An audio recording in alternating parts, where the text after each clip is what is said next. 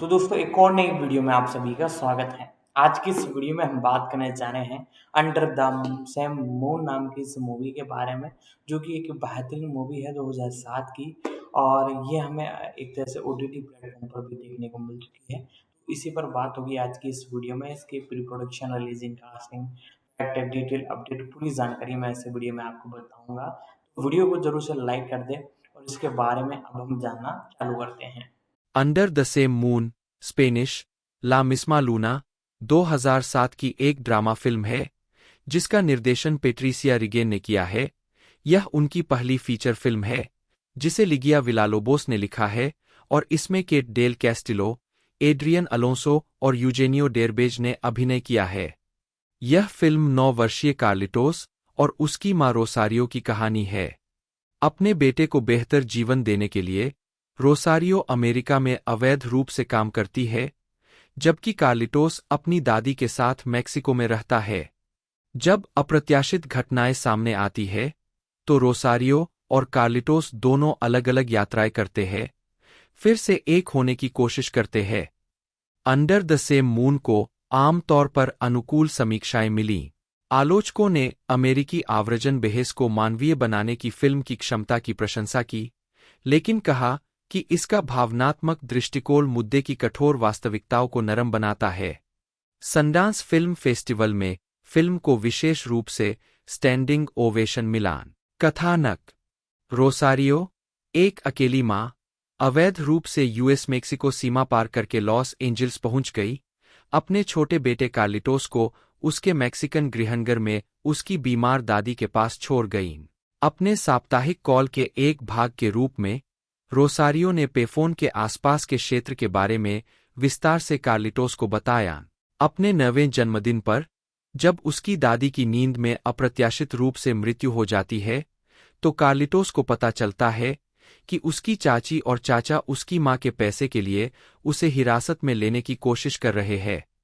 अपनी मां से मिलने के लिए दृढ़ संकल्पित कार्लिटोस ने एल पासो जुआरेज से मेक्सिको जाने के लिए कोयोटो को पैसे दिए।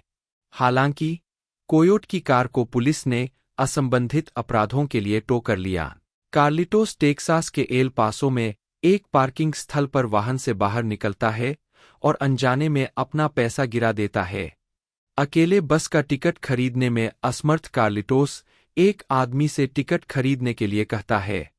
यह महसूस करते हुए कि उसने अपना पैसा खो दिया है, कार्लिटोस उस आदमी को जब्त पार्किंग स्थल तक ड्राइव करने के लिए $100 की पेशकश करता है, लेकिन वहां पहुंचने पर कार्लिटोस को पैसे नहीं मिल पाते हैं। हताशा में वह आदमी कार्लिटोस को एक दलाल को बेचने की कोशिश करता है, लेकिन एक स्थानीय महिला हस्तक्षेप करती है, कार्लिटोस को अपने साथ ले जाती है और उसे अन्य अवैध अप्रवासियों के साथ जीवन से परिचित कराती है। दोनों लिफ्ट लेकर टक्सन, एरिजोना पहुंचते हैं, जहां क्रोधित एनरिक कार्लिटोस को जाने के लिए कहता है। जब एनरिक देखता है कि कुछ लोग कार्लिटोस का बैग चुराने वाले हैं, तो वह कार्लिटोस को बचाने का फैसला करता है। कार्लिटोस किसी तरह एनरिक और अपने लिए एक रेस्टोरेंट में नौकरी पा लेता है। कार्लिटोस अपने अनुपस्थित पिता ऑस्कर एगुइलर पोंस को ढूंढता है और एनरिक की मदद से वे मिलते हैं। ऑस्कर मदद करने का वादा करता है, लेकिन अंततः कार्लिटोस को छोड़ देता है, जिससे कार्लिटोस निराश हो जाता है। एनरिक कार्लिटोस को लॉस एंजिल्स ले जाने का फैसला करता है। दोनों बस से यात्रा करते हैं और एले पहुंचते हैं। इस बीच रोजारियो आव्रजन मुद्दों के कारण एक हाउसकीपर के रूप में अपनी नौकरी खो देती है। एक पते का अनुसरण करते हुए कार्लिटोस और एनरिक ईस्ट एले में पहुंचते हैं, केवल एक पीओ बॉक्स खोजने के लिए। कार्लिटोस और एनरिक शहर में उस पेफोन की खोज करने का निर्णय लेते हैं जिससे उसकी मां कॉल करती है। एक दिन की असफल खोज के बाद दोनों एक बेंच पर आराम करते हैं, जबकि अनजाने में उसके ठीक सामने से गुजर जाते हैं। डोना कार्मेन रोसारियो को कॉल करती है, उसे बताती है कि कार्लिटोस सीमा पार कर गया है और उसकी मां मर चुकी है। रोसारियो ग्रीन कार्ड के लिए एक अमेरिकी नागरिक से शादी करती है और वह कार्लिटोस की खोज के लिए वापस मेक्सिको जाने की योजना बनाती है। बस में चढ़ते समय वह बस स्टेशन पर बस की खिड़की से बाहर एक छोटे लड़के को पेफोन पर देखती है और उसे एहसास होता है कि कार्लिटोस जानता है कि उसे कहाँ ढूंढना है। सुबह में एनरिक और कार्लिटोस पुलिस अधिकारियों की एक जोड़ी द्वारा आश्चर्यचकित हो जाते हैं। एनरिक कार्लिटोस को भाग जाने के लिए चिल्लाता है। वह भागता है, लेकिन एनरिक को गिरफ्तार कर लिया जाता है। कार्लिटोस को आखिरकार पेफोन और रोसारियो मिल जाता है। वे सड़क के उस पार एक दूसरे को देखते हैं। रोसारियो अपने बेटे को चिल्लाकर कहती है कि अभी सड़क पार मत करो। क्रॉसवॉक लाइट लाल हाथ लाइट से बदलकर सफेद आकृति चलने वाली लाइट में बदल जाती है और क्रेडिट रोल हो जाता है। रालना रोसारियो रेयस के रूप में Kate del Castillo, Carlos Reyes के रूप में Adrian Alonso, Eugenio Derbez Enrique के रूप में, Maya Zapata Alicia, Dona Carmen के रूप में कार्मेन सेलिनास, मारिया रोजो रेना के रूप में Mario Almada Pedrino, America Ferrera Martha, Los Tigres Del Norte स्वयं के रूप में, बेनिता रेयस के रूप में एंजेलिना पेलेज, गैब्रियल पोरस पाको के रूप में, जेसी गार्सिया डेविड के रूप में, लियोनार्डो सांचेज नवा के रूप में इग्नासियो ग्वाडालूप, बिली के रूप में पेलो हेट, अर्नेस्टो डिएलेसियो ऑस्कर पोंस के रूप में, इसहाक ब्रावो चिटो के रूप में, मैनुअल के रूप में Gustavo Sanchez Parra, Catalina Lopez Josefina के रूप में, एजेंट पेट्रुल्ला फ्रोंटेरिजा के रूप में यवेटे मर्सिडीज, जैकलीन वोल्टेयर श्रीमती मैकेंजी के रूप में, डार्विन रोहनहॉर्स मोटल मालिक के रूप में, सोनिया स्मिथ श्रीमती स्नाइडर के रूप में, जॉर्ज रोजास मिस्टर स्नाइडर के रूप में। स्वागत। फिल्म को आलोचकों से आम तौर पर अनुकूल समीक्षा मिली। रॉटन टोमाटोज पर 73% ताज़ा रेटिंग मिली, जिसकी औसत रेटिंग 6.5/10 थी। वेबसाइट की आम सहमति कहती है, अगर अंडर द सेम मून अक्सर जोड़तोड़ वाली है, तो यह दिल को छूने वाली भी है और इसके प्रमुखों से मजबूत प्रदर्शन की विशेषता है। 2 मेटाक्रिटिक पर 24 आलोचकों ने फिल्म को 59/100 दिया, जिसका अर्थ है मिश्रित या औसत समीक्षाएं। 3 आलोचकों ने इसे एक गर्मजोशी भरा नाटक कहा है, जो अमेरिका की मौजूदा अवैध आव्रजन बहस को मानवीय बनाता है, जबकि यह भावनात्मक रूप से अनिर्दिष्ट लोगों के पक्ष में डेग को हेर करता है। 4 कुछ आलोचकों ने कहा है कि फिल्म भावना पर बहुत अधिक निर्भर करती है और इसलिए यह कीमतीपन की मोटी परत के साथ आव्रजन के कठोर किनारों को कुंद करती है। 5 उल्लेखनीय रूप से फिल्म को संडांस में खड़े होकर तालियां मिलीं। 4 home media. Under the same moon को संयुक्त राज्य अमेरिका में 17 जून 2008 को डीवीडी पर रिलीज किया गया। उद्धरण आवश्यक। संदर्भ 2018 में रिगेन ने अपनी निर्देशन प्रतिभा को टीवी पर भी फैलाया। वह सीधे इसमें कूद पड़ी। उन्होंने जॉन क्रॉसिंस्की अभिनीत Amazon TV series Jack Ryan के 3 एपिसोड का निर्देशन किया। यह action political thriller Tom Clancy के किरदार जैक रयान पर आधारित थी, जो एक सीआईए विश्लेषक है जो टीएफएडी, आतंक, वित्त और आर्म डिवीजन में माहिर है। रिगेन ने season 1, episode 3, black 22 inch, episode 5, end of horror और एपिसोड 7, द बॉय का निर्देशन किया। रिगेन ने कहा कि वह एपिसोडिक टीवी पर काम करके नई शैलियों का पता लगाने में सक्षम थीं। उसने पाया कि वह आक्रामक लड़ाई के दृश्यों की शूटिंग करने और चरित्र और प्रदर्शन की भावना पर ध्यान केंद्रित करने में बहुत सहज थी। 2021 में रिगेन डैनी स्ट्रॉन्ग के साथ उनकी हुलू मिनी सीरीज डोपेसिक में शामिल हुए। डोपेसिक में माइकल कीटन मुख्य भूमिका में है और यह किताब Dopesick dealers, doctors and the drug company that addicted America पर आधारित है, जिसे बेथ मैसी ने लिखा है। रिगेन ने season 1 episode 5, the whistle blower और एपिसोड 6, हैमर द एब्यूजर्स का निर्देशन किया। डोपेसिक को फिल्माते समय रिगेन के सामने सबसे बड़ी चुनौती कोविड-19 महामारी के बीच शूटिंग करना था। रिगेन ने कहा कि यह महत्वपूर्ण है कि युवा लोगों को पता हो कि क्या हो रहा है और नशे की लत वाली दवाओं से जुड़े जोखिम क्या है। 19 प्रभाव, शैली और विषय। रिगेन की कई फिल्में प्रामाणिक मानवीय अनुभवों पर केंद्रित है, जो भावनाओं से भरी है और दर्शकों के दिलों को आसानी से छू लेती है। 2005 में फिल्ममेकर मैगजीन के साथ एक साक्षात्कार में, जब रिगेन निर्देशन में अपना करियर शुरू कर रही थीं, उन्होंने कहा, हालांकि मैं एक युवा फिल्म निर्माता हूं और मुझे अभी तक नहीं पता कि मेरी शैली क्या है, अगर मुझे एक ऐसी बात कहनी है जिसमें मेरी दिलचस्पी है, तो वह है दर्शकों को एक यात्रा पर ले जाना और उन्हें चीजें महसूस कराना। 20 रिगेन की फिल्में ठीक यही करने में सफल होती है। अंडर द सेम मून एक ऐसी फिल्म है जो मेक्सिको से अमेरिका में प्रवास करने वाले कई परिवारों के अलगाव की वास्तविकता को दर्शाती है। फिल्म को कार्लिटोस नाम के एक युवा लड़के की नज़र से बताया गया है, जो लॉस एंजिल्स में नौकरानी के रूप में काम कर रही अपनी मां की तलाश में यूएस मेक्सिको सीमा पार करता है। पहले कुछ मिनटों में फिल्म आपके दिल को पकड़ लेती है और उसे निचोड़ लेती है। तथ्य यह है कि फिल्म को इतने संवेदनशील स्पर्श के साथ तैयार किया गया है कि दर्शकों को आश्वस्त करना चाहिए कि जैसे जैसे यह अपने बेहद मनोरंजक चरमोत्कर्ष की ओर बढ़ रही है, उनके दिल भी अच्छे हाथों में है। 21 फिल्म मिरेकल्स फ्रॉम हेवन में हमें एक बार फिर दिल दहला देने वाली कहानी मिलती है, जो अंत में हमारे मानवीय अनुभव की सुंदरता में हमारा विश्वास बहाल करती है।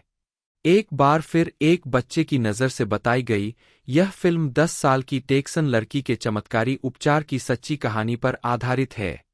लॉस एंजिल्स टाइम्स ने कहा कि यह फिल्म उस दर्शक वर्ग से परे पहुंचती है और रोजमर्रा की जिंदगी में मौजूद ज्यादा मानवीय चमत्कारों की पुष्टि करती है, अगर आप उन्हें देखना चाहें। 22 द 33 एक दर्दनाक ड्रामा है जो 2010 में चिली के खनन पतन की सच्ची कहानी पर आधारित है, जिसमें 33 चिली के खनिक 69 दिनों तक भूमिगत फंसे रहे।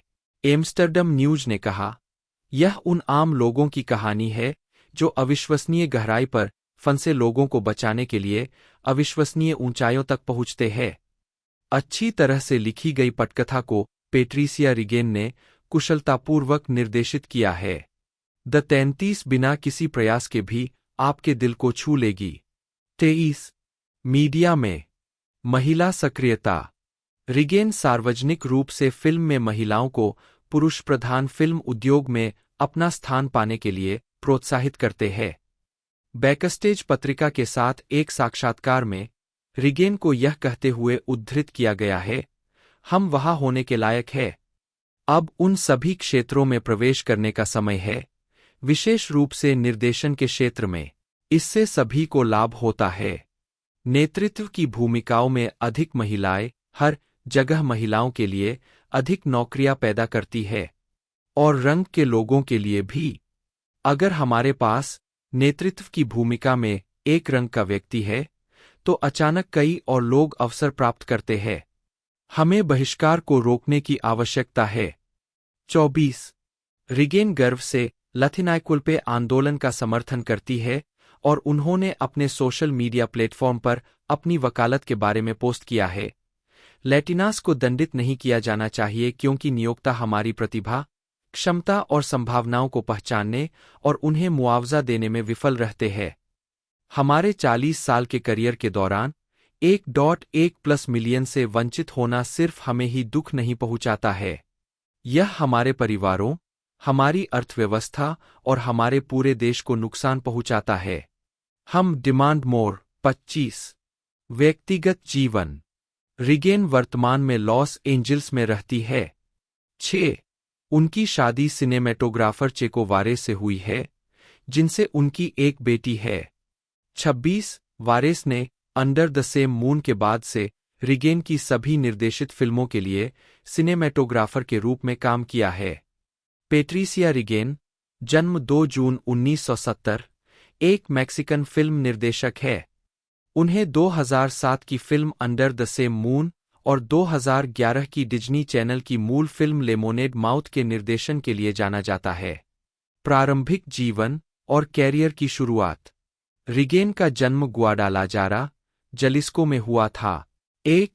अपने देश में रहते हुए उन्होंने पत्रकारिता और वृत्तचित्रों के लिए लेखन में अनुभव प्राप्त किया।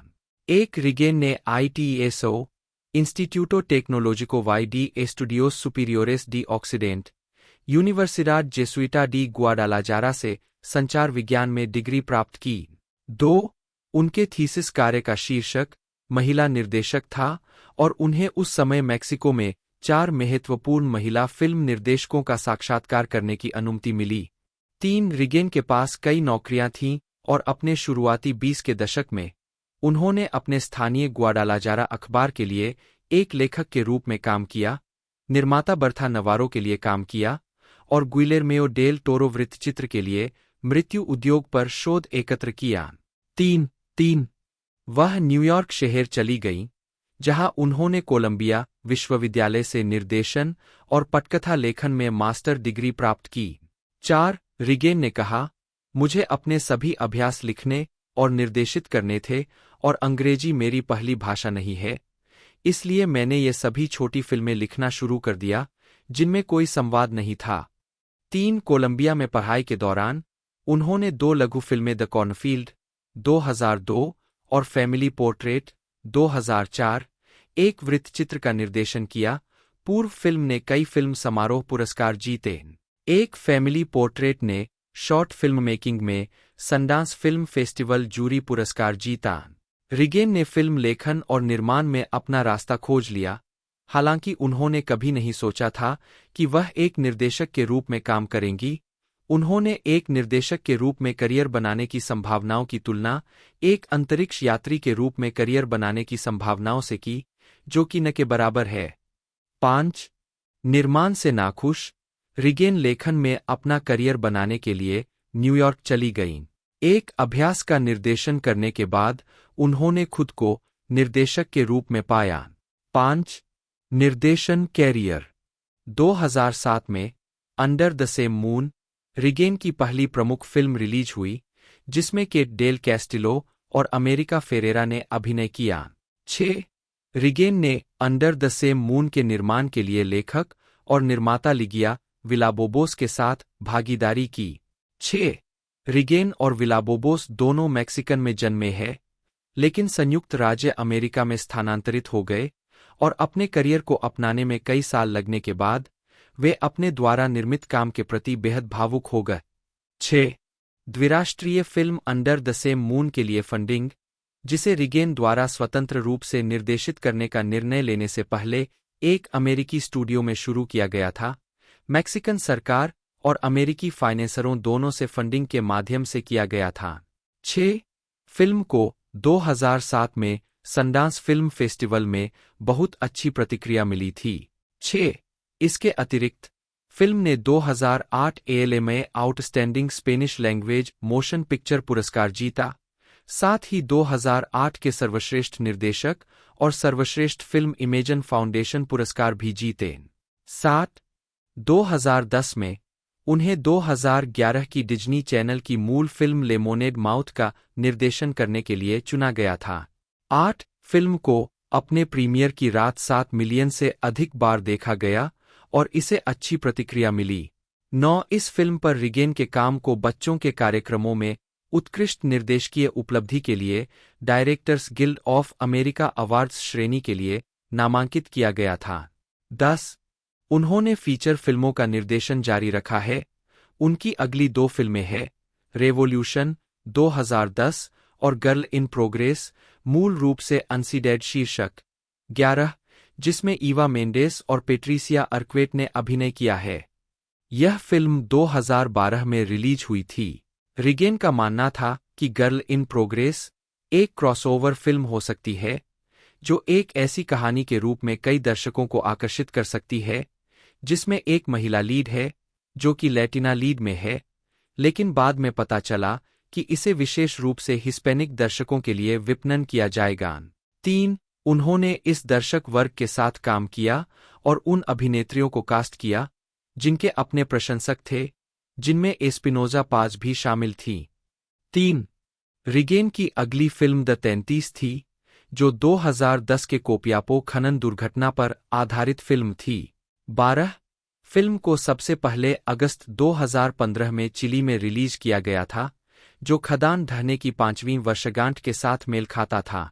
इसके बाद इसे नवंबर 2015 में अमेरिका और बाकी दुनिया के सिनेमाघरों में जाने से पहले पूरे लैटिन अमेरिका में रिलीज किया गया। 14 जब 2010 में द 33 को निर्देशित करने के लिए उनसे संपर्क किया गया, तो रिगेन ने अपनी संतुष्टि को याद करते हुए कहा कि एक महिला इस तरह के मर्दाना विषय वाली फिल्म का निर्देशन करेगी। 15 द 33 को चिली के अटाकामा रेगिस्तान में और साथ ही कोलंबिया की 2 खदानों में शूट किया गया था। 16 सप्ताह में 6 दिन 14 घंटे के लिए 35 दिनों में असली नमक की खदानों में फिल्माया गया। रिगेन का लक्ष्य कलाकारों और चालक दल को यह समझाना था कि खनिक होना कैसा होता है। 15 2016 में उन्होंने जेनिफर गार्नर, क्वीन लतीफा और यूजेनियो डेरबेज के साथ मिरेकल्स फ्रॉम हेवन नामक फिल्म पूरी की, जो इसी शीर्षक की किताब पर आधारित एक ईसाई समकालीन कहानी है, जिसमें टेक्सास की एक युवा लड़की की बीमारी और चमत्कारिक रूप से ठीक होने की कहानी है। मिरेकल्स फ्रॉम हेवन के निर्देशक के रूप में रिगेन 12 वर्षों 2016 तक में एकमात्र लैटिन महिला निर्देशक है जिनकी फिल्म शीर्ष 100 वार्षिक बॉक्स ऑफिस फिल्मों में शामिल हुई है। 17 लिगिया विलालोबोस एक मैक्सिकन अमेरिकी टेलीविजन लेखिका और निर्माता है। उन्हें निक जूनियर शो डिएगो गो एक के लिए मुख्य लेखिका के रूप में उनके काम के लिए जाना जाता है। साथ ही Sundance film under the same moon के निर्माण और लेखन के लिए भी जाना जाता है। 2 प्रारंभिक जीवन और शिक्षा। लिगिया विलालोबोस का जन्म एफ्रेन विलालोबोस और ओलिविया रोजास के घर चिहुआहुआ, मेक्सिको में हुआ था और उनका पालनपोषण मेक्सिको सिटी में हुआ। वह 11 साल की उम्र में संयुक्त राज्य अमेरिका चली गईं। 3 उन्होंने सितंबर 2013 में एंटियोक विश्वविद्यालय से रचनात्मक लेखन में कला स्नातक की उपाधि प्राप्त की और मई 2016 में उसी संस्थान से रचनात्मक लेखन में ललित कला में स्नातकोत्तर की उपाधि भी प्राप्त की। लिगिया ने 4 साल तक ब्रिघम यंग विश्वविद्यालय में भी अध्ययन किया। 4 आजीविका। विलालोबोस ने कई फिल्में और टीवी शो बनाए हैं। उनकी सबसे उल्लेखनीय कृतियों में under the same moon, Diego go और एड शामिल है। एक बेहतर स्रोत की आवश्यकता है। उन्होंने NBC, ABC family channel, FX, showtime, BET और एचबीओ सहित कई स्टूडियो और नेटवर्क के लिए प्रोजेक्ट विकसित किए हैं। विलालोबोस ने प्लेन्स और कोको फिल्मों के साथ साथ टेलीविजन श्रृंखला नीना की दुनिया पर भी सलाह दी। वह वॉल्ट डिज्नी कंपनी में एक स्टूडियो कार्यकारी थीं, जहां उन्होंने 5 वर्षों तक लैटिन अमेरिका में सभी टेलीविजन प्रोडक्शन की देखरेख की। यहां उन्होंने 8 बच्चों के शो लॉन्च किए और 1 साल के लिए राइटिंग फेलोशिप प्रोग्राम और डायरेक्टर ट्रेनिंग प्रोग्राम की देखरेख की। वार्नर ब्रदर्स टीवी नेटवर्क में विलालोबोस ने करंट प्रोग्रामिंग एग्जीक्यूटिव के रूप में काम किया, जहां उन्होंने 6 प्राइम टाइम शो की देखरेख की। 2 उन्होंने एनबीसी टेलीविजन सीरीज लोटेरिया के लिए पायलट भी लिखा। 5 स्टारज के लिए the dirty girls social club नामक पुस्तक पर आधारित एक पायलट। 6 और चिटो एंड द लैंड ऑफ 100 नामक एक एनिमेटेड फीचर फिल्म। 7 2012 में विलालोबोस ने फिल्म फायरलाइट लिखी। 8 उन्होंने lifetime TV film the real MVP 2016 का सहलेखन भी किया, जिसका निर्माण क्वीन लतीफा और शेल्बी स्टोन ने किया था। 1 लिगिया राइटर्स गिल्ड फाउंडेशन और नेशनल हिस्पैनिक मीडिया गठबंधन के बोर्ड में रहे हैं। उद्धरण आवश्यक। उसी चांद के नीचे। इसके लेखक और कार्यकारी निर्माता के रूप में अंडर द सेम मून को विलालोबोस का सबसे प्रसिद्ध काम माना जाता है। यह फिल्म 2007 के सनडांस फिल्म फेस्टिवल में आधिकारिक चयन थी और सनडांस के इतिहास में सबसे अधिक बिकने वाली स्पेनिश भाषा की फिल्म बन गई। 2 उन्होंने मूल रूप से फिल्म को इसके निर्माण से 7 साल पहले लिखा था, क्योंकि वह निर्माता से लेखक के रूप में अपना करियर बदलना चाहती थी। मेक्सिको से खुद एक बाल प्रवासी के रूप में लिगिया एक और सीमा पार करने की कहानी नहीं बनाना चाहती थी, बल्कि माता-पिता के इस देश में रहने के परिणामस्वरूप बच्चों के विस्थापन के बारे में कहानी बनाना चाहती थी। वह बच्चों के परित्याग पर ध्यान केंद्रित करना चाहती थी, एक ऐसा विषय जो उसके माता-पिता के तलाक के कारण उसके अपने बचपन में गूंजता था। 8. फिल्म के निर्माण में जाने से पहले विलालोबोस को मूल निर्माताओं से इसके अधिकार फिर से खरीदने पड़े, क्योंकि उनकी स्क्रिप्ट 5 साल से उनके पास थी। 2 प्रोडक्शन कंपनियों के साथ संघर्ष करने के बाद इस फिल्म की टीम ने इसे एक स्वतंत्र फिल्म बनाने का फैसला किया और 1 महीने के भीतर आवश्यक धन जुटा लिया। सनडांस में आने के बाद फिल्म $5 मिलियन में बिकी। 8. पुरस्कार। उन्होंने 2013 में ह्यूमैनिटास पुरस्कार जीता। 9. 2011 में डेल कैस्टिलो ने स्पेनिश लेखक आर्टुरो पेरेज रेवरटे के इसी नाम के एक उपन्यास पर आधारित टेलीमुंडो टेलीनोवेला ला रीना डेल सुर में टेरेसा ला मेक्सिकाना मेंडोजा के रूप में अभिनय किया, एक भूमिका जिसने लैटिन अमेरिका में उनकी प्रसिद्धि को आसमान छू लिया। $10 मिलियन के बजट के साथ यह टेलीमुंडो द्वारा निर्मित अब तक का दूसरा सबसे महंगा टेलीनोवेला है। 10. बाद में श्रृंखला को दूसरे सीजन के लिए नवीनीकृत किया गया, जिसका प्रीमियर 2019 में हुआ। 11. डेल कैस्टिलो ने 2015 में ड्यूनोस डेल पराइसो में अभिनय करते हुए टेलीमुंडो के साथ अपना सहयोग जारी रखा। टेलीनोवेला 1970 के दशक में मियामी के ड्रग व्यापार से प्रेरित है। 1-2-2-0-1-5 में उन्होंने CW comedy series Jane the Virgin में रोजेलियो डे ला वेगा की पूर्व पत्नी के रूप में एक आवर्ती भूमिका निभाई थी। 13.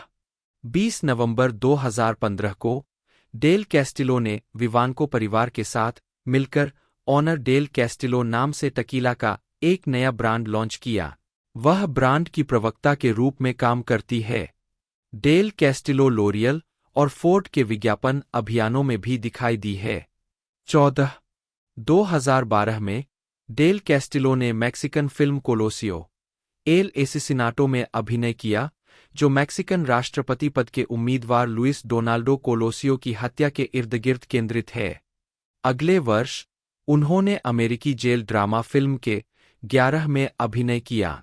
बाद के वर्षों में डेल कैस्टिलो कई अमेरिकी फिल्मों में दिखाई दिए, जिसमें 2014 की थ्रिलर नो गुड डीड में इद्रीस एल्बा की पूर्व पत्नी की भूमिका, आपदास्तित्व नाटक द 33 में एंटोनियो बैंडेरस की पत्नी, ऑल अबाउट नीना 2018, एल चिकनो 2019 और बैड बॉयज फॉर लाइफ 2020 शामिल है। 15. 2017 में वह नेटफ्लिक्स की राजनीतिक थ्रिलर सीरीज इंगोबर्नेबल में मैक्सिको की काल्पनिक प्रथम महिला एमिलिया उर्किजा की भूमिका निभाने गईं। 16. दूसरे सीजन का प्रीमियर 2018 में हुआ। 2019 में डेल कैस्टिलो ने इसहाक गोमेज के नाटक द वे शी स्पोक के ऑडिबल थिएटर प्रोडक्शन में अपना ऑफ ब्रॉडवे डेब्यू किया। 17. इस प्रदर्शन ने उन्हें ड्रामा डेस्क, ड्रामा लीग और एक नाटक में उत्कृष्ट मुख्य अभिनेत्री के लिए ल्यूसिल लॉर्टेल पुरस्कार दिलाया, जिससे वह न्यूयॉर्क में 3 थिएटर पुरस्कारों के लिए नामांकित होने वाली पहली मैक्सिकन अभिनेत्री बन गईं। 18. 2022 में डेल कैस्टिलो ने Peacock comedy drama series till jail do us part में अभिनय किया। 19. वह वोल्वर ए केयर में अभिनय और निर्माण करने के लिए तैयार है, जो 6 भाग की लघु श्रृंखला है जो लियो टॉल्स्टॉय की अन्ना करेनिना पर स्पेनिश में एक आधुनिक रूप है। 20. 2024 में वह फॉक्स श्रृंखला द क्लीनिंग लेडी के कलाकारों में शामिल हुई।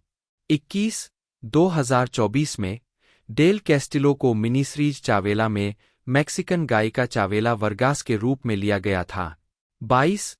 उन्हें नेटफ्लिक्स के लिए comedy film the biggest fan में भी बदनाम अभिनेत्री लाना क्रूज की भूमिका निभाते हुए लिया गया था। 23.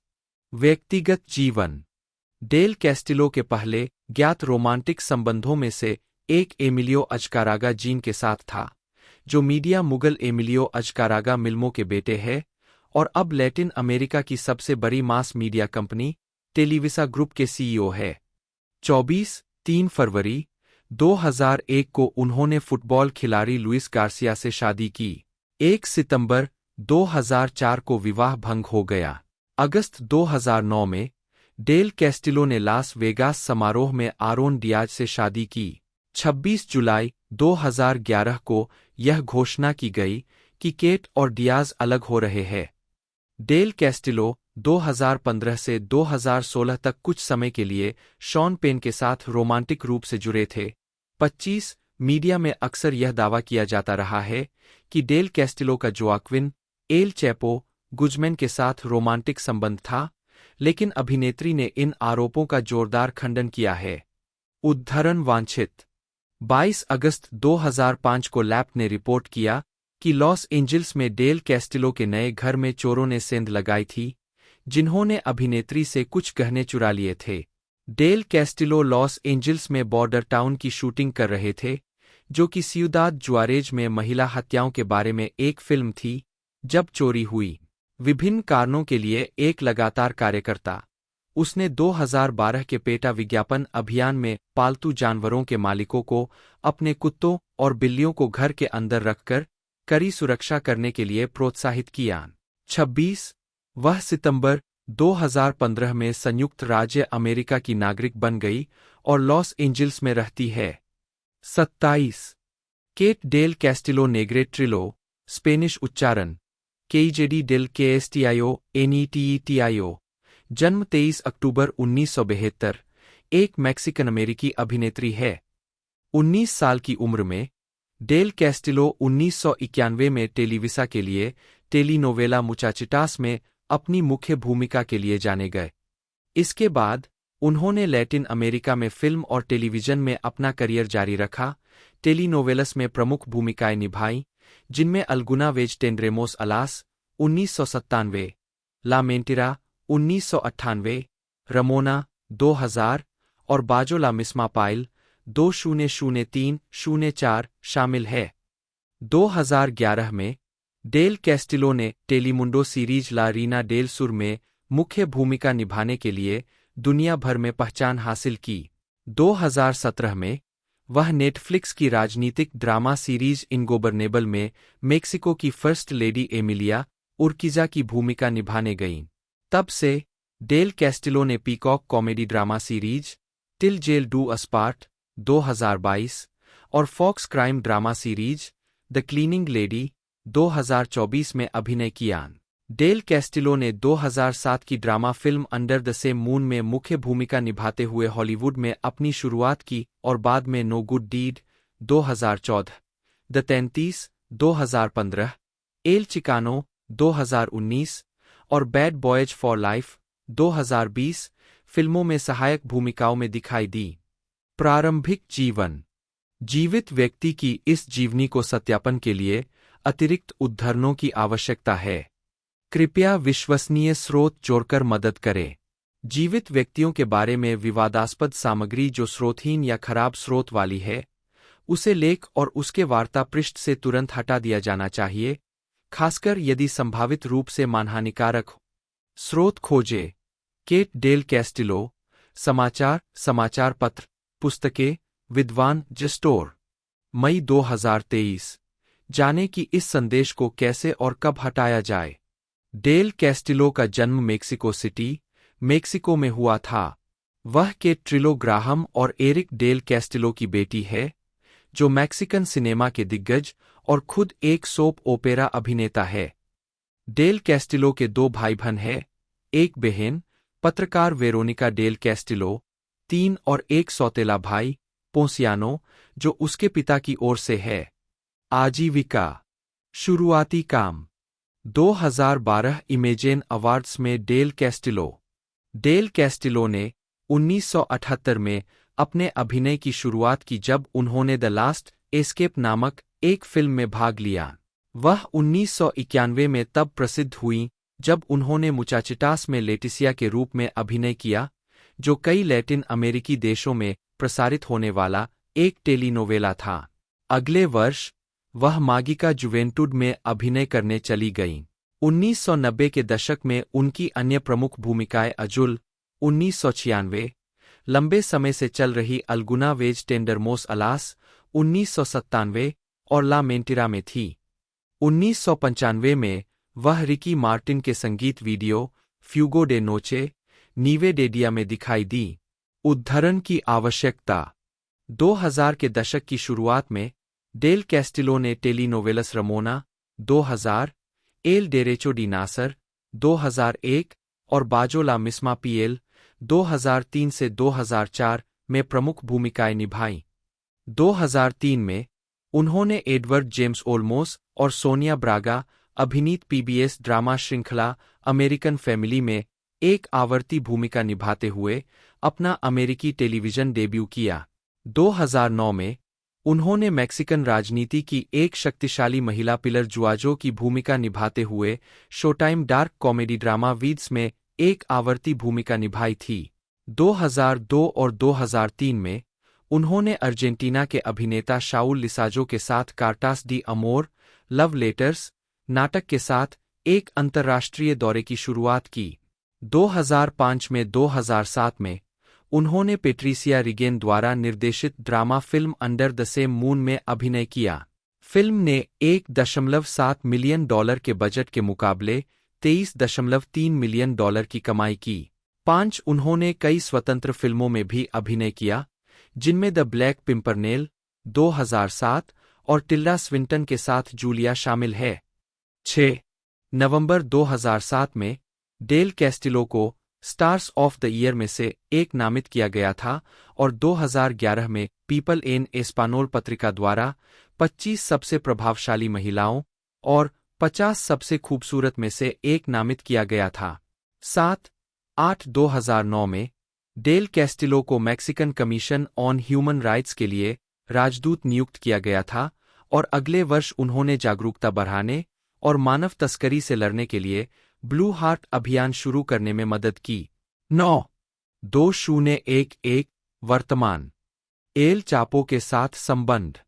9 जनवरी 2012 को डेल कैस्टिलो ने ट्विटर पर ट्वेक्सट्रा का उपयोग करके मेक्सिको में सामाजिक मुद्दों पर चर्चा करते हुए एक निबंध सार्वजनिक रूप से पोस्ट किया।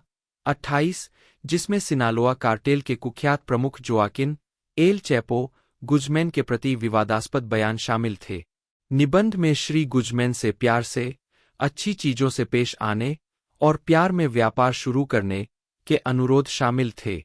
निबंध के सबसे विवादास्पद हिस्से में कहा गया है, आज मैं चैपो गुजमैन पर अधिक विश्वास करता हूं, न कि उस सरकार पर जो मुझसे दर्दनाक सच्चाई छिपाती है, जो अपने फायदे और धन के लिए कैंसर, एड्स आदि का इलाज छिपाती है।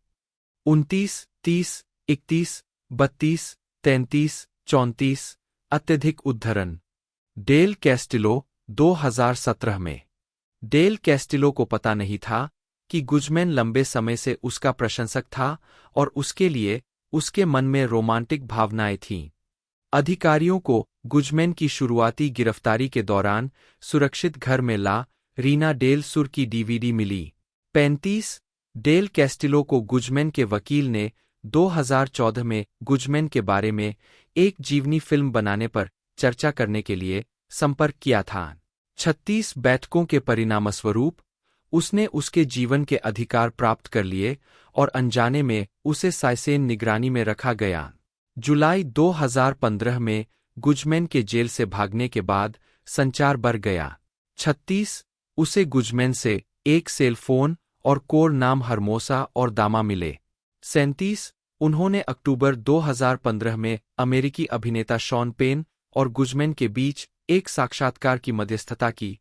मैक्सिकन मरीन द्वारा उन्हें वापस पकड़ने से कुछ समय पहले डेल कैस्टिलो ने नेटफ्लिक्स के लिए अपनी डॉक्यूमेंट्री में दावा किया है कि उन्हें नहीं पता था कि पेन बैठक के दौरान ड्रग लॉर्ड का साक्षात्कार करना चाहते थे। 38 साइसेन ने बाद में गुजमैन के वकील के साथ बैठकों में डेल कैस्टिलो की तस्वीरें और अभिनेत्री और पेन के मैक्सिको आगमन की तस्वीरें जारी की। परिणाम शॉन पेन और डेल कैस्टिलो की कार्रवाइयां मेक्सिको के अटॉर्नी जनरल द्वारा जांच के दायरे में है। 37 उन्हें 18 जनवरी 2016 को सम्मन भेजा गया था और लॉस एंजिल्स में मैक्सिकन वाणिज्य दूतावास में सरकारी अभियोजक के सामने गवाही देनी थी। 39 डेल कैस्टिलो मूल रूप से गुज़मैन और उनके tequila brand Honor del Castillo के बारे में योजनाबद्ध फिल्म के संबंध में मनी लॉन्ड्रिंग की जांच के दायरे में थे। 40 जांच को 2017 में निलंबित कर दिया गया था क्योंकि ऐसा कोई सबूत नहीं था जो साबित करता हो कि गुज़मैन ने कभी डेल कैस्टिलो को कोई पैसा दिया था। उद्धरण की आवश्यकता 5 फरवरी 2016 को एक मैक्सिकन जज ने जोआक्विन गुज़मैन के साथ उसके संबंधों की संघीय जांच से संबंधित किसी भी गिरफ्तारी के खिलाफ निषेधाज्ञा के लिए डेल कैस्टिलो की याचिका को मंजूरी दे दी। मैक्सिकन अटॉर्नी जनरल ने डेल कैस्टिलो पर हिरासत और पूछताछ का आदेश जारी किया। हालांकि यह तभी प्रभावी होगा जब डेल कैस्टिलो मैक्सिकन धरती पर कदम रखेगी। यह आदेश तब जारी किया गया जब उसने मैक्सिकन अभियोजकों के सामने स्वेच्छा से पेश होने के अनुरोध पर ध्यान नहीं दिया। 41 केट डेल कैस्टिलो दिसंबर 2018 तक मैक्सिको नहीं लौटीं और इसलिए निषेधाज्ञा जारी होने के बाद से 42 2016 और 2017 में उनकी यात्रा पर प्रतिबंधों को समायोजित करने के लिए इंगोबर्नेबल के फिल्मांकन स्थानों को सैन डिएगो में बदल दिया गया था। उद्धरण आवश्यक the day I met El Chapo the Kate del Castillo story का प्रीमियर 2017 में नेटफ्लिक्स पर हुआ, जो डेल कैस्टिलो के एल चैपो के साथ संचार के आसपास की घटनाओं पर आधारित है। 43 फिल्मोग्राफी जीवित व्यक्ति की जीवनी के इस खंड में कोई संदर्भ या स्रोत शामिल नहीं है। कृपया विश्वसनीय स्रोत जोड़कर मदद करें। जीवित लोगों के बारे में विवादास्पद सामग्री जो स्रोतहीन या खराब स्रोत वाली है, उसे तुरंत हटा दिया जाना चाहिए। स्रोत खोजें। केट डेल कैस्टिलो समाचार, समाचार पत्र, पुस्तकें, विद्वान जस्टोर। अक्टूबर 2022 जाने कि इस संदेश को कैसे और कब हटाया जाए। 2015 मियामी फिल्म फेस्टिवल में केट पतली परत।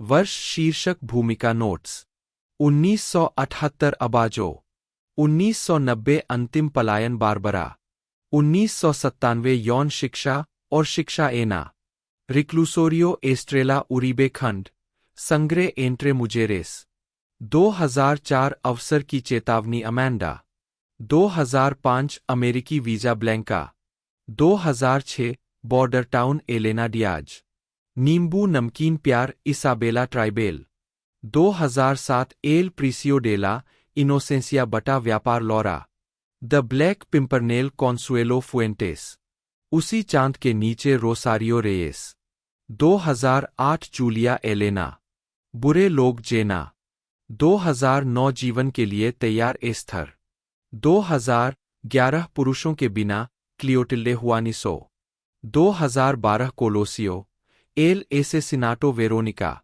के 11 कातर 2013 स्पेनिश हार्लेम में एक चमत्कार ईवा 2014 जीवन की पुस्तक ला मुएर्टे आवाज कोई अच्छा काम नहीं एलेक्सिस पॉपकॉर्न क्रॉनिकल्स केट बटा रोसारियो आगंतुक Ana 2015 33 Katy Valdivia de Sepulveda 2016 El Americano the movie राइतो आवाज 2018 नीना के बारे में सब कुछ छील।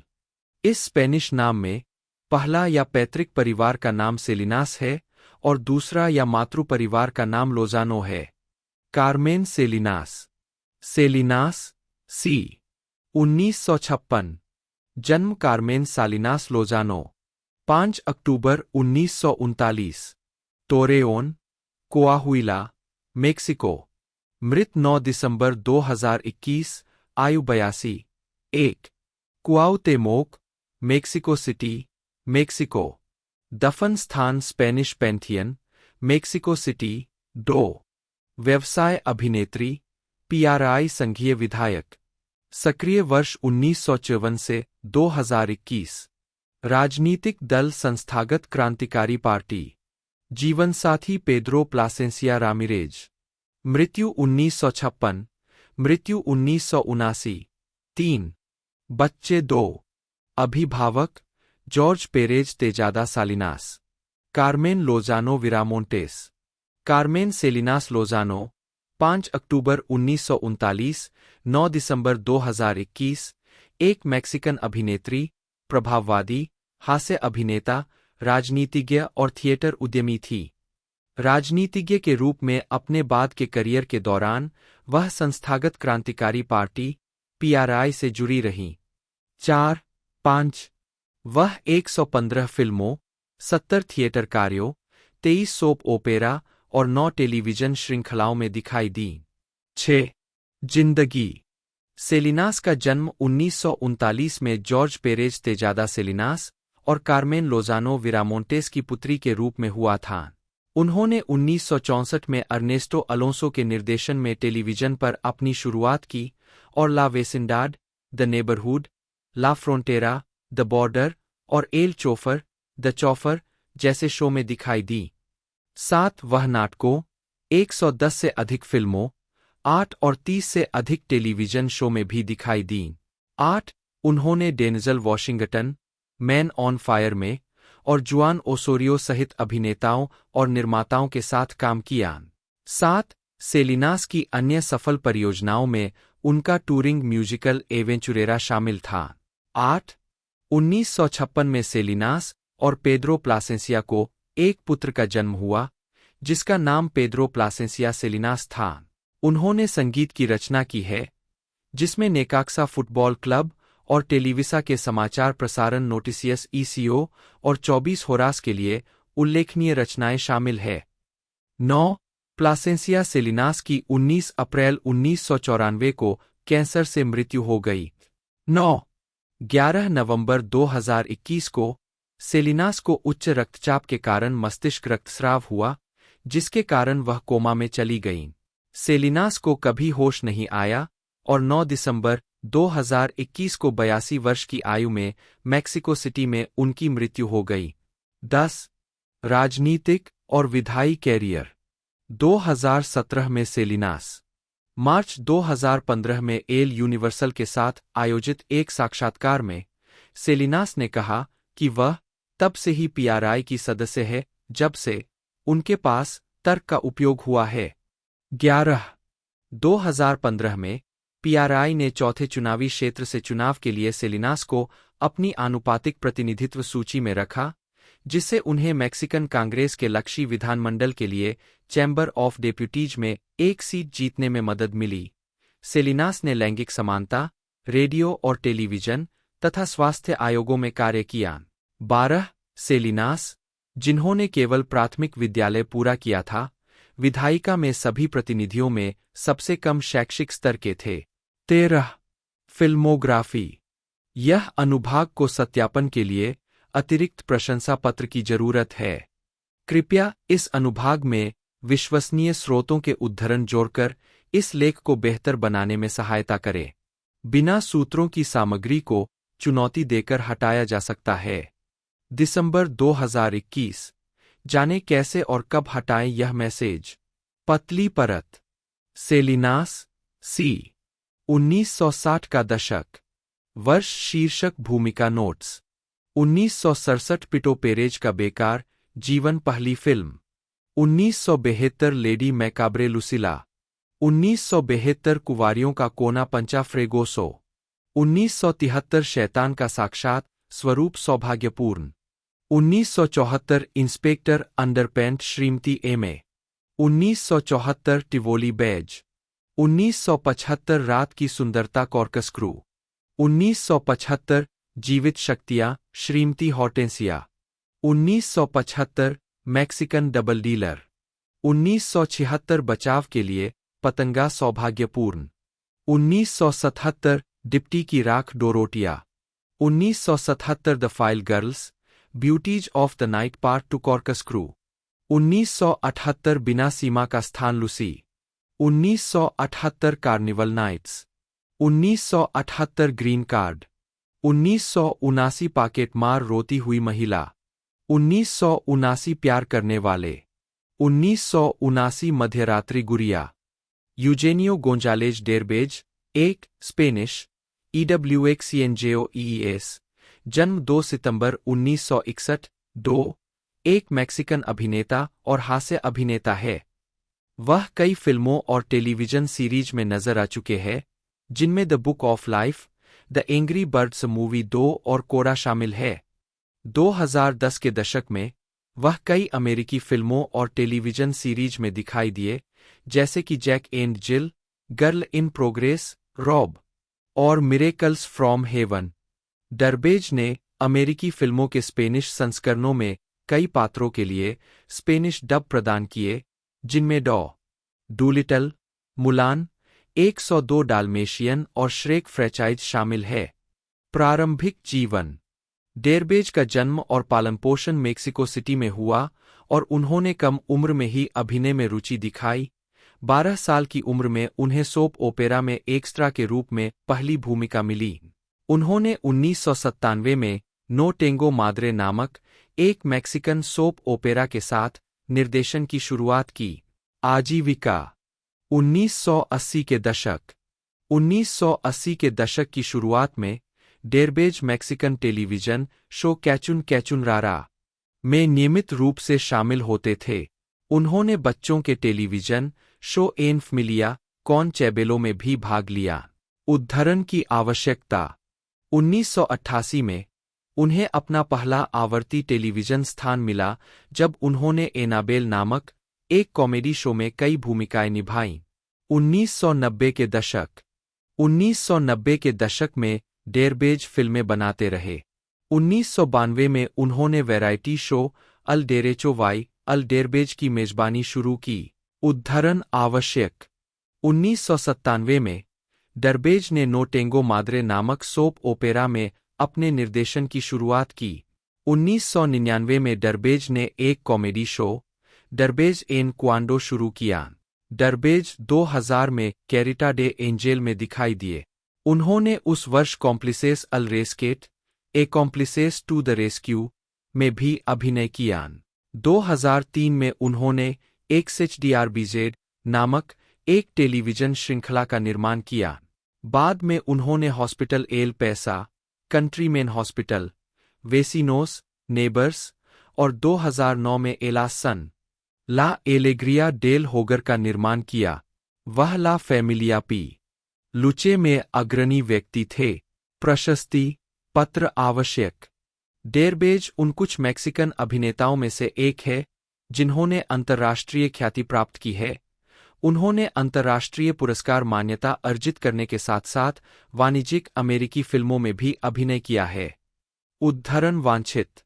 डेरबेज कई सफल और समीक्षकों द्वारा प्रशंसित फिल्मों में दिखाई दिए हैं, जिनमें संग्रे डेमी संग्रे शामिल है, जिसने 2007 में सनडांस में ग्रैंड जूरी पुरस्कार जीता, और उनकी पहली गैर कॉमेडी फिल्म इंडी स्मैश हिट ला मिस्मा लूना, अंग्रेजी में अंडर द सेम मून के रूप में रिलीज, पेट्रिसिया रिगेन द्वारा निर्देशित, एड्रियन अलोंसो और केट डेल कैस्टिलो के साथ। उद्धरण आवश्यक। -2000। 2002 में डरबेज और फ्लोरिंडा मेजा ने मिलकर XHDRBZ नामक एक सिटकॉम बनाया, जो एक निर्माता के रूप में उनकी पहली फिल्म थी। 2002 में ही डरबेज ने पारिवारिक सिटकॉम ला फमिलिया पी लूचे का सहनिर्माण, सहनिर्देशन और अभिनय किया, जिससे डरबेज को मैक्सिकन और लैटिन समुदाय के बीच और अधिक पहचान मिली। 2010 के दशक। 2011 में डरबेज ने एडम सैंडलर की जैक एंड जिल में एडम सैंडलर, केटी होम्स और अल पैचिनो के साथ फिलिप की भूमिका निभाई। उन्होंने ईवा मेंडेस के साथ गर्ल इन प्रोग्रेस में भी अभिनय किया, जिसे पेट्रिसिया रिगेन ने भी निर्देशित किया था। यूजेनियो ने CBS सिटकॉम रॉब और ब्रॉडवे पर हेलेन हेस थिएटर में लैटिनोलॉग्स में भी अभिनय किया। उद्धरण वांछित। डरबेज ने सोनी के मिरेकल्स फ्रॉम हेवन में जेनिफर गार्नर, पेट्रिसिया रिगेन द्वारा निर्देशित के साथ अभिनय किया, और उन्होंने जुआन जे कैम्पानेला द्वारा निर्देशित एनिमेटेड फीचर अंडरडॉग्स में रिको की भूमिका को आवाज दी। 2013 में डरबेज ने इंस्ट्रक्शंस नॉट इंक्लूडेड 3 में अभिनय किया और निर्देशन किया, जो अमेरिका और दुनिया भर में सबसे सफल स्पेनिश भाषा की फिल्म थी, जिसने कई बॉक्स ऑफिस रिकॉर्ड तोड़ते हुए $100 मिलियन से अधिक की कमाई की। स्पेनिश भाषा की कॉमेडी ड्रामा अमेरिका में आश्चर्यजनक रूप से $44 मिलियन की हिट बन गई और मैक्सिको में साल की तीसरी सबसे ज्यादा कमाई करने वाली फिल्म $46 मिलियन बन गई। केवल डेस्पिकेबल मी और आयरन मैन सीक्वल ने इससे बेहतर प्रदर्शन किया। 4. 2016 में डर्बेज ने Lionsgate Pantelion feature how to be a Latin lover का निर्माण पूरा किया, जिसमें उन्होंने Salma Hayek, Rob Lowe, Kristen Bell, Raquel Welch, Rob Riggle, Linda Lavin और रॉब ह्यूबेल के साथ अभिनय किया। इसे क्रिस स्पेन और जॉन जैक ने लिखा था और केन मैरिनो ने निर्देशित किया था। डर्बेज और उनके निर्माता भागीदार बेन ओडेल द्वारा निर्मित यह फिल्म अमेरिका में 28 अप्रैल 2017 को और मैक्सिको में 5 मई 2017 को रिलीज हुई थी। उद्धरण वांछित 2020 का दशक। डर्बेज निर्माता बेन ओडेल के साथ 3 पैस स्टूडियो के साझेदार है। 5/6 2021 में 3 पैस स्टूडियो के माध्यम से उन्होंने यूनिविजन के साथ एक फर्स्ट लुक डील पर हस्ताक्षर किए। 7 और वह और ओडेल 2021 की टेलीविजन सीरीज अकापुल्को के 3 पैस स्टूडियो की ओर से कार्यकारी निर्माता थे, जिसमें डर्बेज ने अभिनय किया था। 6 वह अकादमी पुरस्कार विजेता एप्पल टीवी प्लस फिल्म कोडा में दिखाई दिए, जिसने उन्हें बाकी कलाकारों के साथ मोशन पिक्चर में एक कलाकार द्वारा उत्कृष्ट प्रदर्शन के लिए स्क्रीन एक्टर्स गिल्ड अवार्ड दिलाया। 2022 में उन्होंने एंटोनियो फ्लोर्स के रूप में फिल्म द वैलेट में मुख्य किरदार के रूप में शुरुआत की और अंतर्राष्ट्रीय बेस्टसेलिंग पुस्तक अरस्तू और डाटे discover the secrets of the universe पर आधारित फिल्म में भाग लेंगे। सार्वजनिक छवि। यूजेनियो डर्बेज मेक्सिको के सबसे सफल हास्य अभिनेताओं और निर्देशकों में से एक है। उन्हें 2014 में वैरायटी द्वारा दुनिया के एक सबसे प्रभावशाली लैटिन अमेरिकी पुरुष के रूप में मान्यता दी गई थी। 10 मार्च 2016 को डर्बेज ने हॉलीवुड के वॉक ऑफ फेम पर अपने स्टार का अनावरण किया। समारोह में हजारों प्रशंसकों ने भाग लिया। 8 2014 में इंस्ट्रक्शंस नॉट इंक्लूडेड की सफलता के बाद डर्बेज ने पूर्व पेंटेलियन प्रोडक्शन प्रेसिडेंट बेंजामिन ओडेल के साथ साझेदारी करके लॉस एंजिल्स में अपनी फिल्म निर्माण कंपनी 3 पास स्टूडियोज की स्थापना की। व्यक्तिगत जीवन। डर्बेज का जन्म मेक्सिको सिटी में हुआ था। वह अभिनेत्री सिल्विया डर्बेज और प्रचारक यूजेनियो गोंजालेज सालास के बेटे थे। यूजेनियो अपने परिवार के साथ लॉस एंजिल्स में रहता है। डर्बेज का विवाह अभिनेत्री, मॉडल और पूर्व सेंटिडोस ओपुएस्टोस गायिका एलेसेंड्रा रोसाल्डो से हुआ है। 9 वह मैक्सिकन हास्य अभिनेत्री एस्लिन डर्बेज, उनकी मां गैब्रिएला मिशेल है। मैक्सिकन अभिनेता और गायक वधिर डर्बेज, उनकी मां सिल्वाना प्रिंस है। मैक्सिकन अभिनेता जोस एडुआर्डो डर्बेज, उनकी मां अभिनेत्री विक्टोरिया रफो है और एटाना डर्बेज, उनकी मां एलेसे मारिया डे लूर्डेस रोजो ई इंचास्टेगुई, जिन्हें आमतौर पर मारिया रोजो स्पेनिश उच्चारण MAI.ROXO जन्म 15 अगस्त 1943 के नाम से जाना जाता है, एक मैक्सिकन अभिनेत्री और राजनीतिज्ञ है। वह मैक्सिकन कांग्रेस के ऊपरी सदन में गणराज्य की सीनेटर थीं। उन्होंने मैक्सिकन सिनेमा के स्वर्ण युग के दौरान शुरुआत की। उन्होंने सफल मैक्सिकन फिल्मों में भाग लिया है जैसे रोजो अमानेसेर, एल कैलेजोन डे लॉस मिलग्रोस और एल इन्फिर्नो, और टेलीनोवेलस जैसे अल्बोरारा, मनाना एस पैरा सिएम्प्रे, कोराजोन साल्वाजे, एक और हस्ता एल फिन डेल मुंडोत। प्रारंभिक जीवन और कैरियर। अधिक जानकारी। मारिया रोजो फिल्मोग्राफी। मारिया रोजो का जन्म 15 अगस्त 1943 को मैक्सिको सिटी में हुआ था। उन्होंने 8 साल की उम्र में एनरिक अलोंसो कैचिरुलो के साथ टीट्रो फैंटास्टिको कार्यक्रम में अपना कलात्मक करियर शुरू किया। 1955 में ला माला से मिला और एक्जामेन डे मुएर्टोस जैसे कई नाटकों में अभिनय करने के बाद उन्होंने 1956 में 13 साल की उम्र में बेसोस प्रोहिबिडोस फिल्म से अपना फिल्मी करियर शुरू किया। 2 फिल्म अभिनेत्री के रूप में उनका करियर उत्कृष्ट है और उन्होंने कई सफल टेलीनोवेलस और थिएटर प्रस्तुतियों में भी अभिनय किया है। 2. उनकी पहली अभिनीत भूमिका 1975 में फिल्म एल अपांडो तो में थी। वहां से उन्होंने 70 से अधिक प्रस्तुतियों में काम किया है और मैक्सिकन सिनेमा की सबसे महत्वपूर्ण अभिनेत्रियों में से एक बन गई है। 3. उनकी सबसे अधिक पहचानी जाने वाली प्रस्तुतियां Rojo Amanecer, Danzon, La Tarea, El Callejon de los Milagros, Salon Mexico, Confidencias, de Noche Vienes Esmeralda, Cronica de un Desayuno, एस 3 और एल इन्फिर्नो फिल्मों में थीं। 4. उन्होंने 1990 में सफल टेलीनोवेलस क्वांडो लेलेगा एल अमोर में भी भाग लिया। ला एंटोर्चा एनसेंडिरा 1996 में, जिसमें उन्होंने जोसेफा ओर्टिज डी डोमिंगुएज की भूमिका निभाई। तेसिगो अमांडो तो 1996 में, अल्बोरारा 2005 से 2006 में, मनाना एस पैरा सिएम्प्रे 2008 से 2009 में और हाल ही में कोराजोन साल्वाजे में। 2009 से 2010 और 2014 में टेलीनोवेला में वापसी। हस्ता एल फिन डेल मुंडो ने मैक्सिकन टीवी श्रृंखला में भी भाग लिया, जैसे 2008 टुरे में मुजेरेस असेसिनास और 2010 में ग्रिटोस डी मुएर्टेवाई लिबर्टाड ईएस। साथ ही कई थिएटर नाटकों में भी। राजनीतिक कैरियर। मारिया रोजो 1997 से 2000 के दौरान कांग्रेस के एलवीआई विधानमंडल के निचले सदन में संघीय डिप्टी थीं। 5. 1 अक्टूबर 2000 को उन्होंने मेक्सिको सिटी में कोयोआकेन के बोरो प्रमुख के रूप में अपना कार्यकाल शुरू किया। उन्होंने संघीय जिले मेक्सिको सिटी में विधानमंडल की विधानसभा में एक पद के लिए प्रतिस्पर्धा करने के लिए 4 अप्रैल 2003 को पद छोड़ दिया। 1 सितंबर 2006 को उन्होंने 2006 से 2012 की अवधि के लिए मैक्सिकन कांग्रेस के ऊपरी सदन में रिपब्लिक के सीनेटर के रूप में पदभार संभाला। उन्होंने संस्कृति संबंधी समिति की अध्यक्ष के रूप में कार्य किया। 6. संदर्भ। विशिष्ट। अल्मारा की फिल्मों में नशीली दवाओं की तस्करी और हिंसा के विषय शामिल रहे। उन्होंने 2006 की फिल्म बाजोला मिस्मा लूना में एक गॉडफादर की भूमिका निभाई। यह फिल्म एक ऐसे लड़के के बारे में है जो अपनी मां से मिलने के लिए मैक्सिकन अमेरिकी सीमा पार करता है।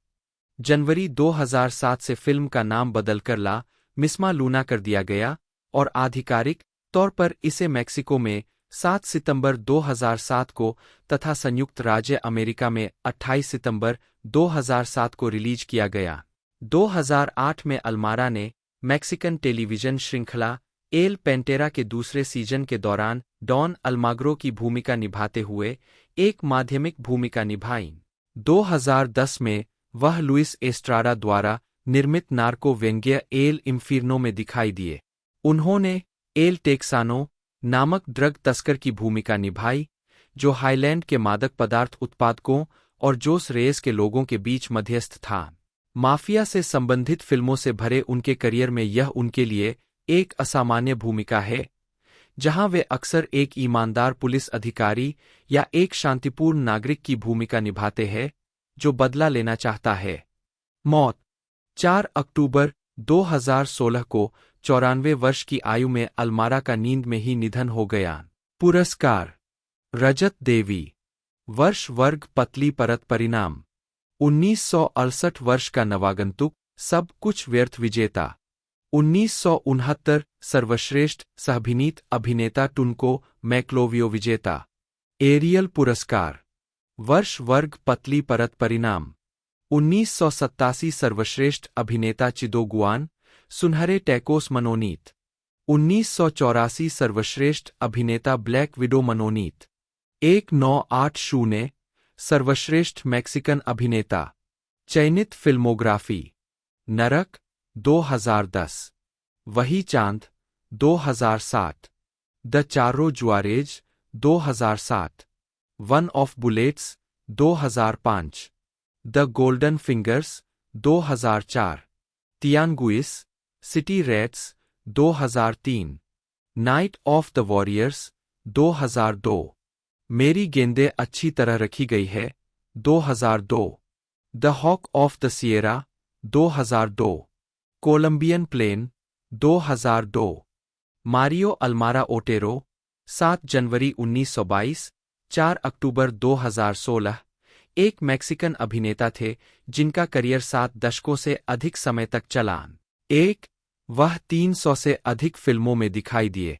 वह शहरी पश्चिमी फिल्मों, नार्को फिल्मों और एक्शन फिल्मों में अपनी भूमिकाओं के लिए जाने जाते थे। वह अभिनेता फर्नांडो अल्मारा के भाई थे। जीवनी अल्मारा का जन्म हुआ ताबाम्पो, सोनोरा में हुआ था। अभिनय के अलावा वह निर्देशक, लेखक और फिल्म निर्माता भी थे। उन्होंने 1930 के दशक में मैक्सिको में अपना कलात्मक करियर शुरू किया। उन्होंने 200 से अधिक फिल्मों में काम किया है, जिनमें से उनकी पहली फिल्म 1935 में आई मैड्रे क्वेरिरा थी। इस फिल्म में उन्होंने अपने भाई फर्नांडो के साथ बच्चों के रूप में एक अतिरिक्त कलाकार के रूप में अभिनय किया था। कुछ दशकों बाद तक वह किसी अन्य फिल्म में नहीं दिखाई दिए। अल्मारा अपने गृह नगर हुआताबाम्पो से सिउदाद ओब्रेगोन और फिर ग्वाडलजारा, जलिस्को चले गए, जहां वे कई वर्षों तक रहे। उसके बाद वे मैक्सिको सिटी में बस गए। अल्मारा का जन्म फिल्म उद्योग से जुड़े एक परिवार में हुआ था और उन्हें कम उम्र से ही फिल्म शूटिंग का शौक था, और जब वे मैक्सिको सिटी चले गए तो उन्होंने कैबरे मास्टर नामक एक नाइट क्लब में काम करना शुरू कर दिया, जो उनके पिता का था। जब उनके भाई फर्नांडो ने अभिनय करने का फैसला किया तो मारियो ने फिल्म निर्माता बनने का फैसला किया। उन्होंने 1963 में अपनी पहली फिल्म की पटकथा लिखी थी। अल्मारा बंधुओं की अपनी पारिवारिक प्रोडक्शन कंपनी थी, जो अंतः लाभ की कमी से उत्पन्न वित्तीय परेशानियों के कारण भंग हो गई। 1965 में मारियो ने लॉस जिनेटेस डे ला ब्रूजा फिल्म में ब्रूनो रे की भूमिका निभाई, जिसे अल्मारा भाइयों ने निर्मित किया और फर्नांडो ने नायक की भूमिका निभाई। शूटिंग के दौरान रे घायल हो गया और मारियो उसकी जगह लेने के लिए सहमत हो गया। दशक के अंत में मारियो और फर्नांडो एमिलियानो ज़पाटा जैसी पश्चिमी फिल्मों में नायक के रूप में शुरुआत कर रहे थे। अगले वर्ष 1969 मारियो ने जूलियो ए लेमन के साथ नायक के रूप में अभिनय किया। यह फिल्म एक ऐसे व्यक्ति, टुनको मैक्लोवियो के बारे में है, जो अपने दोस्त जुआन मारिस्कल के भूत से परेशान है, जिसकी मृत्यु 15 वर्ष की आयु में टुनको मैक्लोवियो द्वारा की गई आकस्मिक गोली से हो गई थी।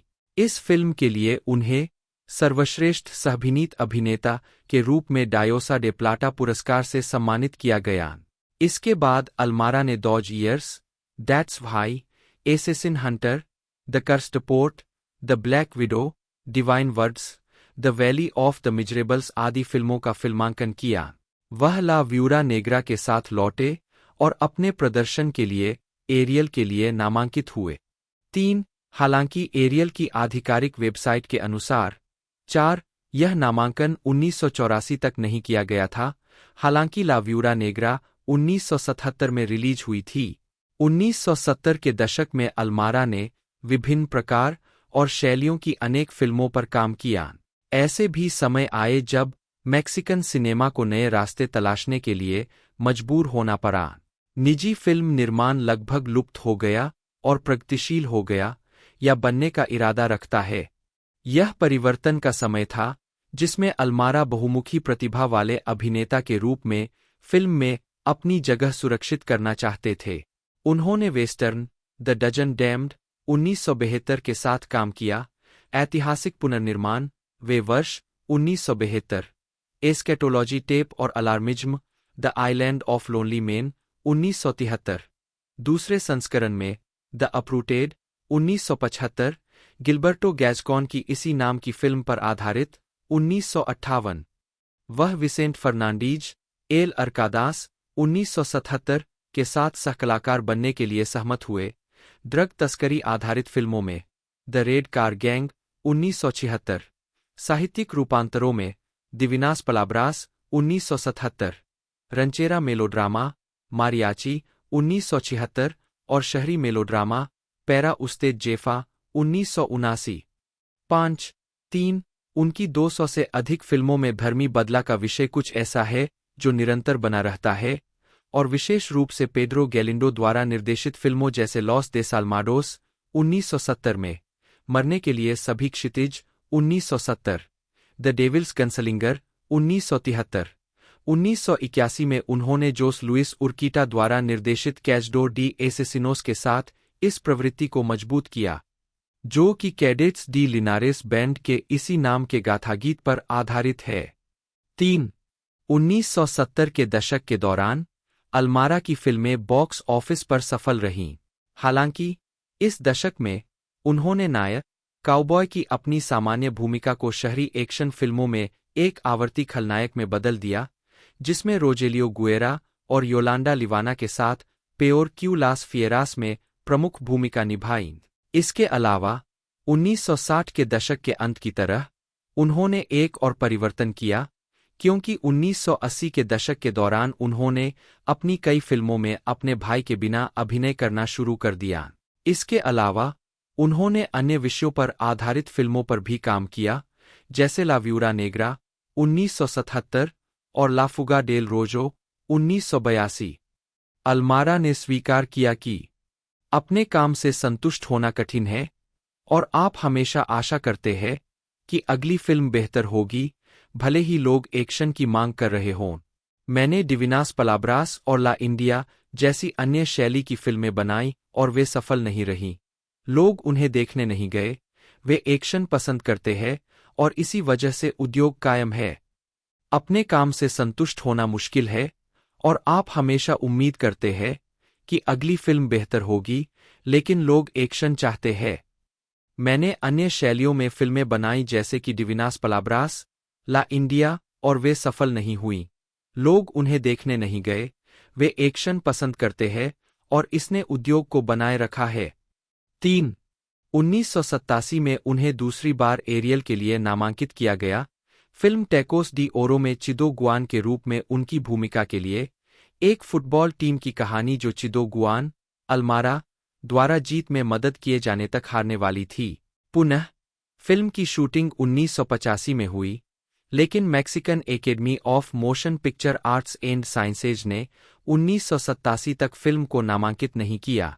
1990 में अल्मारा ने लॉस टाइग्रेस डेल नोर्टे के साथ फिर से फिल्म ला कैमियोनेटा ग्रिस में सहयोग किया। इससे पहले 1978 में अल्मारा ने अपने भाई फर्नांडो के साथ मिलकर पेड्रो इन्फेंट जूनियर के साथ फिल्म ला बांडा डेल कैरो रोजो में बैंड के साथ सहयोग किया था।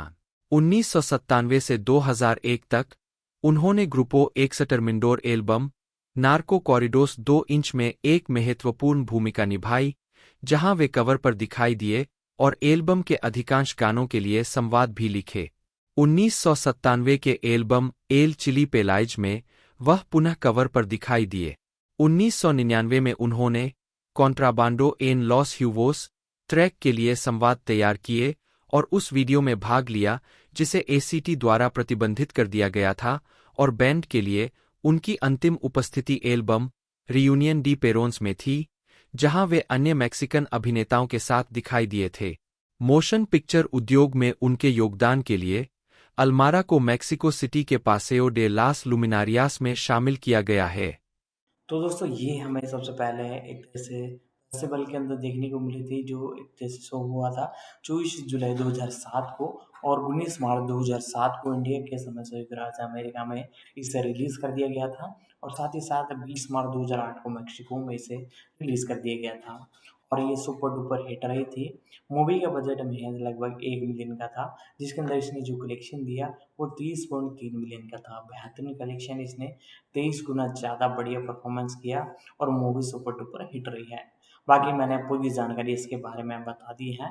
आज की इस वीडियो में दोस्तों इतना ही। मिलते हैं अगले वीडियो में।